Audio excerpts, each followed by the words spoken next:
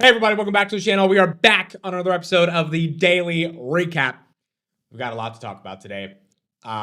First of all, this morning we had, if you were with me on the market open, a pretty wild headline that came out. Everything was green, pre-markets were up, we were going through the news, and then boom, Bitcoin falls by $2,000, Nvidia's down 2%, S&P is down, Microsoft's down 3%.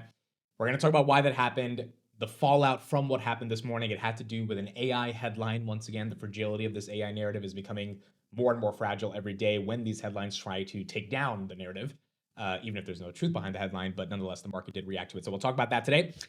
Jensen Huang officially did Joe Rogan. Did not expect to see that today, but he did it. Jensen Huang did 2.5 hours of Joe Rogan, got a couple clips that I think are important for people to see. So we'll talk about that. And then some macro updates. We got some Robin news, some Tesla news, some political stuff that's potentially going to be very beneficial to Tesla. Lots to talk about. Let's get into it. So let's get started with what happened in the morning, because it was a pretty wild morning on that Microsoft headline. And I do think it's important to talk about because the fragility of the AI story continues to be aggressive. Simply because there are more and more people that are scared that we are in some type of an AI bubble. And the only way to combat that is for companies to put up results and earnings that disprove that narrative that this is a bubble. Nonetheless, the market is kind of on tilt in terms of trying to understand if it's real or not. And although there's evidence every single day that it's real, the headlines that can come out can deeply disturb how the market is thinking about it. And today we have a headline for Nvidia, or for Microsoft. We've had plenty of headlines for Nvidia. What was the headline? Well, the information, which at this point should be referred to as the misinformation. I do not know how this publication has this much influence on the markets, but they do. This was the original quote you're seeing on the left-hand side of the screen. Microsoft lowers AI software sales quotas as customers resist newer products.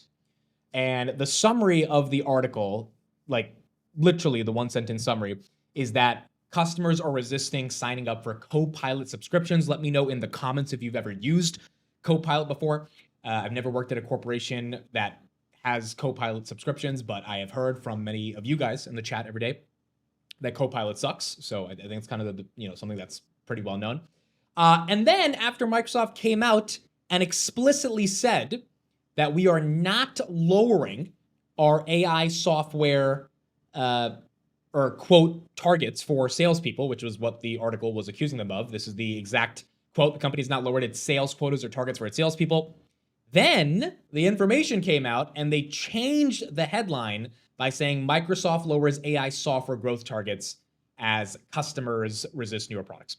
So I think the real thing to take away from this is how scared the market is if there is a upset or a hiccup inside of the broader AI narrative. This source that they used to create this article, which caused literally hundreds of billions of dollars of market cap rotation during the morning, had two sources. You can see right here, two salespeople in the Azure Cloud unit. It is rare for Microsoft to lower quotas for specific products, the report said, citing two salespeople in the Azure Cloud unit. First of all, if anyone's buying Microsoft right now, you're not buying it for Copilot. Like, you're buying it for cloud. Azure's growing at 40%. Microsoft AI workloads are off the hook. The reason is because AI is very real and they're getting a lot of demand for companies that want to use AI enterprise workflows, adoptions. Obviously, that needs a lot of cloud computing and infrastructure to make that possible. That's why they're investing so much in data centers. That's why Satya is putting $100 billion in CapEx. So you can have your qualms about the model companies, the LLMs of the world, Anthropic, OpenAI, et cetera, Microsoft having that 33% stake in OpenAI. But you cannot say that the cloud isn't real, that the demand that Microsoft's getting from cloud is not real. Now, there may be concerns about other ways for Microsoft to monetize AI, but cloud's a hell of a good business, and that's growing at 40% in terms of Azure specifically year over year. I don't know anyone, and correct me if I'm wrong, but I don't know anyone who's buying Microsoft stock, which I am starting to try to understand a lot more. I've never really purchased shares of Microsoft. But given this recent sell-off, I'm trying to understand it a lot deeper.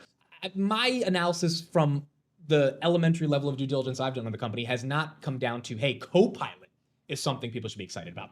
And to my understanding, Copilot's this like add-on subscription of $30 a month that, yeah, not every enterprise is going to want because maybe they don't need it. In fact, they might be building their own in-house AI tools. They might be working with ChatGPT directly or Anthropic. So the idea that the AI narrative is gone or it's a bubble or it's all fake because Copilot, which is a subscription offering inside of Microsoft's enterprise sales, isn't getting as much growth as people thought it would get. It's like, okay, cool.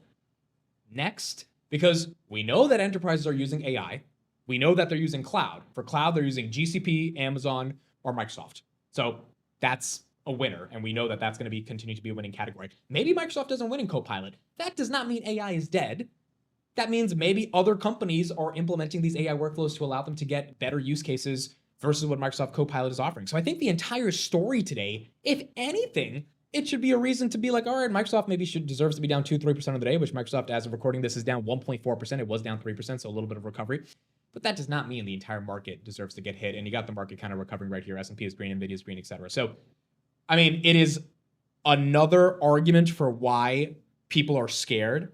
And as soon as the headline came out, I mean, we're talking about everything started coming down.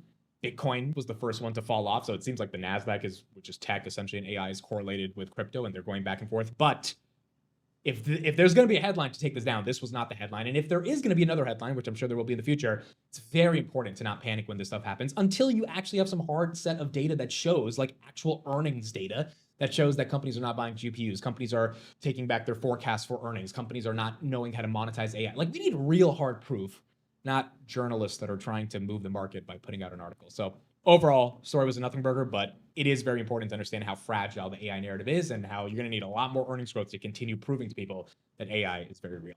All right, next up, Nvidia.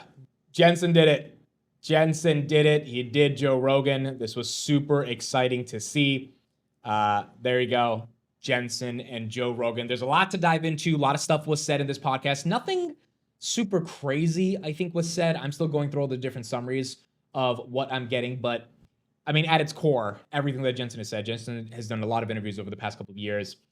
The state of accelerated computing. He definitely gave Trump a lot of credit for being pro-energy, pro-reindustrialization, said that energy was the bottleneck for AI, talked about CUDA, demand, deep learning, all that stuff. So I so far have not seen a major takeaway that's really, really like necessary or different to understand as an Nvidia shareholder if you haven't already heard Jensen say it. But I think there were two clips. One is about the story where Jensen first sold the first supercomputer to Elon, and then the other is about energy and the power grid. So I'm going to play both of those clips right now. Most people generally, as a country, as a giant community, which we are, it just only makes sense that we have manufacturing in America, that especially critical technology like you're talking about. Like, it's kind of insane that we buy so much technology from other countries. If the United States doesn't grow, we will have no prosperity. We can't invest in anything domestically or otherwise. We can't fix any of our problems. If we don't have energy growth, we can't have industrial growth. If we don't have industrial growth, we can't have job growth. It's as simple as that. Right. And the fact that he came into office and the first thing that he said was drill, baby, drill. His point is we need energy growth. Without energy growth, we can have no industrial growth. And it saved the AI industry. I got to tell you flat out, if not for his pro-growth energy policy, we would not be able to build factories for AI. We would not be able to build chip factories. We surely won't be able to build supercomputer factories. None of that stuff would be possible. And without all of that, construction jobs would be challenged, right? Electrician jobs. All of these jobs that are now flourishing would be challenged. And so I think he's got it right. We need energy growth. We want to reindustrialize the United States. We need to be back in manufacturing. Every successful person doesn't need to have a PhD. Every successful person doesn't have to have gone to Stanford or MIT. And I think that sensibility is spot on.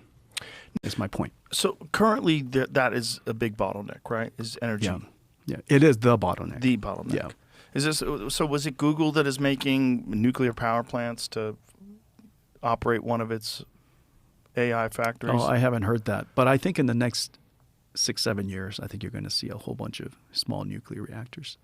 And by small, like how big are you talking about? Hundreds of megawatts, yeah. Okay. And that these will be local to whatever specific company they have? That's right. We'll all be power generators. Whoa. Just like your, somebody's farm. It probably is the smartest way to do it, right? And it takes the burden off. Yeah, it takes the burden off the grid. It takes, and you could build as much as you need. And you can contribute back to the grid. When I announced this thing, nobody in the world wanted it. I had no purchase orders, not one. Nobody wanted to buy it. Nobody wanted to be part of it. except for Elon. He was at the event, and we were doing a fireside chat about the future of self-driving cars. And he goes, you know what?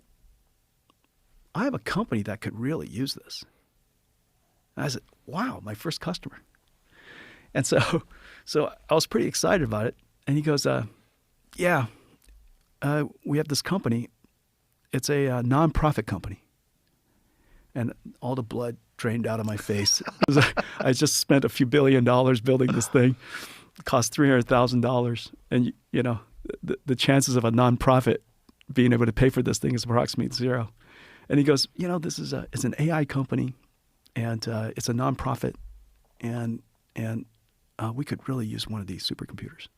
And so I picked it up. I built the first one for ourselves. We're using it inside the company. I boxed one up. I drove it up to San Francisco, and I delivered it to Elon in 2016. And I walk up to the second floor where they were all kind of in a room, this smaller than your place here, and that place turned out to have been OpenAI. It's not really nonprofit anymore, though, is it? They're not nonprofit anymore. Yeah. Weird how that works. So I think the takeaway from those two clips is that obviously Jensen is making the continued argument about how important energy infrastructure is as an ecosystem to be able to develop AI. And the other really important thing about this is that, you know, the Elon story I thought was fascinating because now people can't wait to get their hands on chips. In fact, the Morgan Stanley report we talked about yesterday that said the biggest concern customers have of Nvidia is not that AI is a bubble, but that they can't get their hands on chips fast enough, especially Vera Rubin that will be launching next year. The market's worried about a bubble. Customers of Nvidia are worried about getting chips, and Jensen's telling a story about how 10 years ago, no one wanted to buy a chip. Elon, you know, said, hey, maybe we can use this with OpenAI at the time. So it's quite incredible to see the trajectory of how things have changed. Nvidia basically flat on the day. You got a lot of other stocks that are moving. I did buy more Nvidia today. I continue to believe that the market is discounting Nvidia right now compared to other stocks and other valuations simply because of their fear. Like, I really think the number one reason Nvidia is discounted right now is because the market is afraid that they're missing something to the story. Because if not, I mean, objectively, Nvidia should be closer to 200 right now, at least 200, if not 210, 215. And that would not be a euphoric multiple at all. Now you get to 300 or but 200, 197, where it was before earnings is not crazy. It's at 180. So why is that happening? I think it's because the market's just scared that it might be a bubble. I really think that, which is ironic because they're, you know, Nebius is green and CoreWeave is green and Amcor, which is a supplier for Broadcom and Nvidia, that's green. But the company that's actually growing faster than all those other companies with ironically better margins, even though it's a hardware company, is not green. So I think from that perspective, Nvidia continues to be a buy. It's one of my Mag 7 buys, including Meta and Amazon going into 2026. And Jensen on Joe Rogan probably introduces the concept of NVIDIA, which, you know, quite frankly, a lot of people don't even know that NVIDIA is the reason we have AI. Like my sister the other day had no idea when I was talking to her that GPUs are the reason why she gets to use ChatGPT. And so hopefully this does get a lot more distribution for him as a brand and more people understand why AI is possible. It's because of NVIDIA. All right, last thing we're going to get into is some of the different macro headlines that we had throughout the entire day. First off, I wanted to talk about this. I thought this was pretty interesting. So we've talked about Kevin Hassett potentially becoming the new Fed chair. Trump kind of teased yesterday that Kevin Hassett could become the next Fed chair. Here's a report that I thought was pretty interesting. Bond investors warn Treasury over Hassett as the Fed chair. Bond investors have told the U.S. Treasury that they are worried that Kevin Hassett, if appointed to the Federal Reserve chair in 2026, would cut interest rates too aggressively to please Trump. During November consultations with major banks, asset managers, and the Treasury Borrowing Advisory Committee, several market participants said they preferred people that are more independent, like Rick Reeder or the Fed Governor Christopher Waller. Investors also expressed doubts about Hassett's ability to lead a divided Fed board. Some of them viewed him as a Trump stooge, risking lasting damage to the Federal Reserve's credibility. I think this is a fair argument. I don't know if it's going to be enough of an argument to cause any broader issues with Kevin Hassett becoming the next Fed chair or with, you know, the market being upset that he's the next Fed chair. Yes, will there be some credibility issues and some fears about the independence of the Fed? Sure, but at the end of the day, this is politics, and every administration is going to have their own picks of who they want to serve in certain significant positions. And so if Trump wants lower rates, and Kevin Hassett is definitely going to lower rates, maybe he's not going to be as independent, but nonetheless, he's going to lower rates. And the market's going to have to ask themselves a question: do they care that much about Fed independence? Or do they care more about lowering rates? Also, there's probably a bright line. I mean, if it's, we're not talking about 100 basis points on day one. So we're talking about something that can be scaled, but something that is inevitable to get these rates down. and whatever other dove that you pick to be the Fed chair, they might be a little bit more independent, but the outcome might be the same. The Fed rate cut probability, by the way, went up to 89% today. We did get some other macro data in regards to ADP private payrolls, which came in at negative 32,000 today. The expectation, this was for November, was supposed to be plus 40,000. So once again, we don't have JOLTS yet. We don't have the jobs report for November. I think we're going to be getting that in the middle of December after the FOMC meeting. But the Fed's got to cut rates. And I think this ADP private payroll number today kind of all but confirmed that it's very likely we're going to be getting these rate cuts, because you just cannot have the labor market deteriorating the way it is without the Fed stepping in. Now, American Eagle Outfitters earnings yesterday were really good. They increased guidance by 4x, beat EPS by 20%. I'm still pretty confused how Abercrombie, Urban Outfitters, American Eagle, Burlington Factory, Best Buy, all these retailers are putting up these monster earnings numbers, and I'm supposed to believe the consumer is weak. Now, there's tons of data to explain the consumer is weak, but I'm trying to reconcile in my own head, why are these companies putting up really good results if the consumer is weak? Why are they shopping for $85 jeans? Are we just having middle class and rich people shop for these jeans and that's subsidizing the entire economy? Maybe. But it's hard to believe that every single retailer that's coming out, the XRT retailer ETF having its best week in a while, kind of solidifying the case that the consumer might not be as weak as expected. Now, PayPal CFO did come out this morning. PayPal stock was down once again on the day. It was down 3%. It continues to be down about 2.4% of the day. And the CFO said, we are continuing to see weakening consumer dynamics from September to October to November. Is that a PayPal weak consumer where people are using Zelle and Apple Pay and other things, which might mean they're not as weak on those platforms, they're weak on PayPal? Or are the hundreds of millions of people that use PayPal every month showing an aggregate trend of weakness? I think it's probably the latter versus the former, but there is a lot of nuance to this, because then you have other companies showing that the consumer might not be that weak. So labor data is weakening. Fed's likely going to cut. Consumers weak, but there's a counter narrative to this consumer weak argument. If the Fed cuts and the consumer ends up not being as weak as expected, although we do know delinquencies are rising, then maybe that's how you navigate 2026 from a macro perspective, which is that the Fed is going to cut rates. That's going to help the consumer. That's going to help the labor market. The labor market still probably is not the best. The consumer is still not the best, but those rate cuts might come in. And if the consumer is better than expected, the obvious offside risk to that is inflation, because if you have too much consumption, then inflation goes up. But if AI could be deflationary, which, that could be a very big thing that happens. This is all Elon's argument about goods and services are going to be so abundant that the cost of these things are going to come down dramatically. And that could take place in 2026. That's a hedge against inflation, like being massive. And then second of all, it's like, do you want a little bit more inflation or do you want a horrible labor market? I think most of us would say we want a little bit more inflation. So maybe the macro is not as horrible. It's definitely not amazing, but maybe it's not as horrible as a lot of people were thinking. And, that could be leading to a little bit more momentum going into the end of 2026. Next thing right here I thought was really interesting as well is the Trump administration is now looking to robots. This was a report by Politico this morning. Lutnick also talked about this on CNBC, that they are going all in on accelerating the industry's development in terms of robotics, according to 3 people familiar with the matter. A spokesperson said, we are committed to robotics and advanced manufacturing because they are central to bringing critical production back to the United States. The really, really interesting part about the robotics ecosystem is essentially, if you read the report, it sounds like they're saying, we need a robotic czar, just like we have the AI czar with David Sachs, and he's also the crypto czar. If you have a robotic czar, Tesla stock is up on the news today that there could be a very, very heavy focus. Yeah, 446 on Tesla, 4% of the day. There's a very, very heavy focus on the industry of robotics because the administration understands that this is going to be a key way to grow. Tesla's going to get a lot of momentum from that, because if you have the industry or the government ready to propel the growth of robotics, Tesla's going to be a winner. Amazon's going to be a big winner as well, because robotics are going to be important to them to increase those operating margins. And so I think a lot of these robotics companies, or just like the AI companies and crypto companies, got the administration on their side. Robotics is that next layer, which intersects with AI in a very intimate way. And as a result, you might have a company like Tesla and Amazon really benefiting from the government saying, hey, we're going to focus heavily on robotics. All right, last thing I wanted to share is a clip from Larry Fink at the DealBook conference. We're getting a lot of these clips over the next couple of days as a lot more of these clips have come out. And a bunch of people getting interviewed. Besant, Alex Karp was there. I thought this one was pretty interesting. Larry Fink and Brian Armstrong discussing crypto, and Larry Fink mentions that he was wrong on crypto. Called crypto an index for money laundering. BlackRock And thieves. and thieves. Yes. Money laundering and thieves. Right. You now have the biggest Bitcoin ETF. So what happened here? I have very strong views, but that doesn't mean I'm not wrong.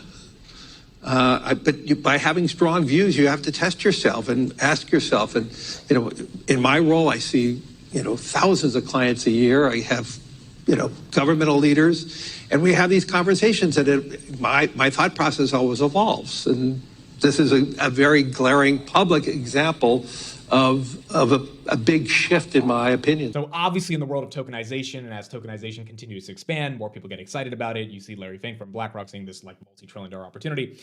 That is also why he gets more excited and why he's probably admitting what he's admitting about crypto. All right, that's it for me. Thank you everybody for listening and watching. I will see you guys tomorrow on another episode of the Daily Recap. And more we continue to see how the world of AI is intersecting with a variety of different verticals, and how these verticals are also fragile in terms of their narrative, but we're going to keep updating every single day to understand this narrative as we go forward. Thank you everybody for watching. I'll see you guys on the next one.